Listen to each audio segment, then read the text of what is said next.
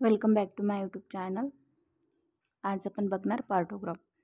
Partograph म्हणजेच खऱ्या प्रसूती वेदना कळा सुरू झाल्यानंतर गर्भ व मातेच्या हालचाली तसेच प्रगतीमधील यांचा आढावा घेणारा नोंदणी क्रमांक आलेला म्हणजेच पार्टोग्राफ होय। आता खऱ्या प्रसूती वेदना प्रसूती वेदना म्हणजेच दोन प्रकारच्या असतात, खऱ्या आणि खोट्या।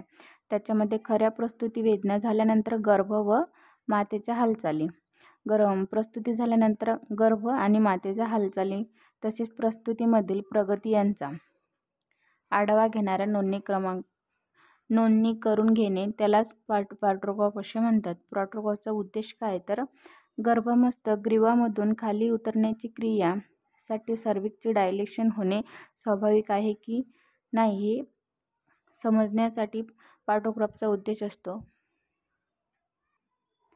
आता गर्भमस्तक ग्रीवामधून म्हणजेच ग्रीवामधून खाली उतरण्याची क्रिया साठी सर्व्हिक्सचे डायलेशन होत आहे किंवा नाही, याचे डायलेशन जर होत असेल तर ते स्वाभाविक आहे हे समजणे। प्रसव वेदनेचे स्वरूप, तीव्रता, प्रमाण समजण्यासाठी गर्भाशयाला येणारी आकुंचन व निर्वर्तन याची वारंवारता समजण्यासाठी। तिसरा, नाडी, ताप, श्वसन व रक्तदाब याची नोंदणी करून ठेवली जाते। आता पार्टोग्राफचा उद्देश काय तर प्रसव वेदना स्वरूप, तीव्रता, प्रमाण समजण्यासाठी, गर्भाला येणारा ती आकुंचन आणि नंतर नेक्स्ट पॉइंट आहे ताप, नाडी, श्वसन व रक्तदाब याची नोंदणी करून घेणे।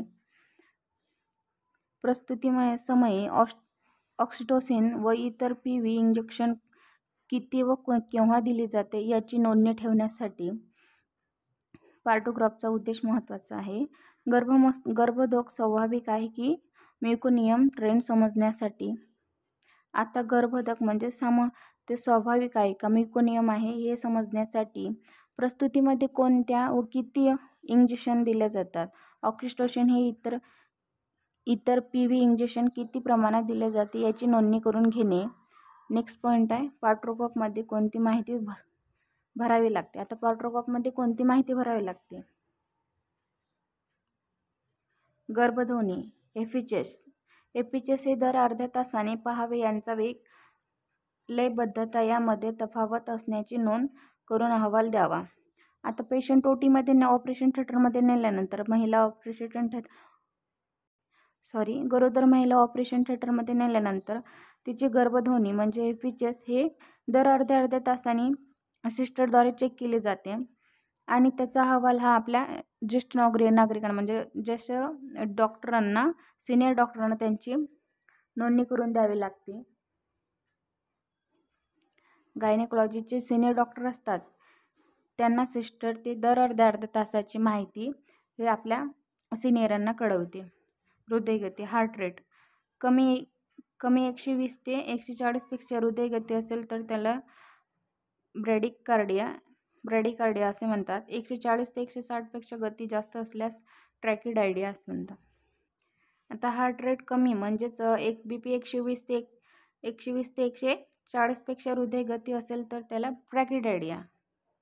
ब्रॅडिकार्डिया आणि 140 ते 160 पेक्षा जास्त गती असल्यास ट्रॅकिकार्डिया असे म्हटले जाते।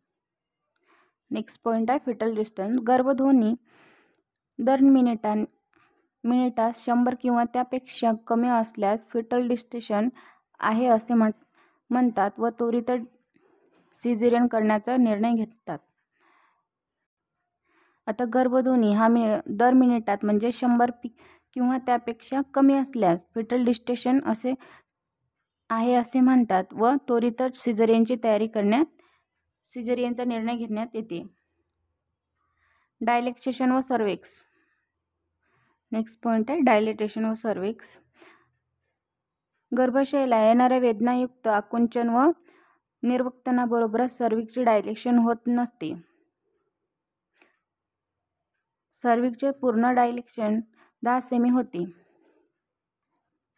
जशा कडा हे वाढत जातात तसे वेदनायुक्त आकुंचन निर्वातर बरोबरच सर्व्हिक्सचे डायलेटेशन होते। तसेच सर्व्हिक्सचे डायलेटेशन हे 10 सेमी होते। गर्भाशयाला येणारी लयबद्धता आकुंचन. आता पार्टोग्राफमध्ये आकुंचन आणि निर्वर्तन हे दर 10 मिनिटपर्यंत किती येतात व किती वेळा टिकतात हे कळते. आता पार्टोग्राफमध्ये गर्भाशयाला येणारी लयबद्धता दर 10 मिनिटांनी येणारे, म्हणजे जसे जसे आपण श्वास घेतो सोडतो त्या प्रकारे त्याच्यामध्ये कडा किती वेळा येतात, किती वेळ टिकतात त्याची पार्टोग्राफमध्ये नोंद करून घेतल्या जाते. तसेच मातेची स्थिती. प्रसूतीमधील मातेची सर्वसाधारण अवस्था, BP, ताप, नाडी, श्वसन व इत्यादी प्रत्येक तासाचा पाहून नोंदले जातात. मातेची स्थिती. प्रसूतीमधील सर्वसाधारण अवस्था म्हणजे BP, ताप, नाडी, श्वसन दर इत्यादीचा प्रत्येक तासाचा दर एका तासाचा त्याच्यामध्ये नोंदणी करून ठेवावी लागते. Oxytocin drip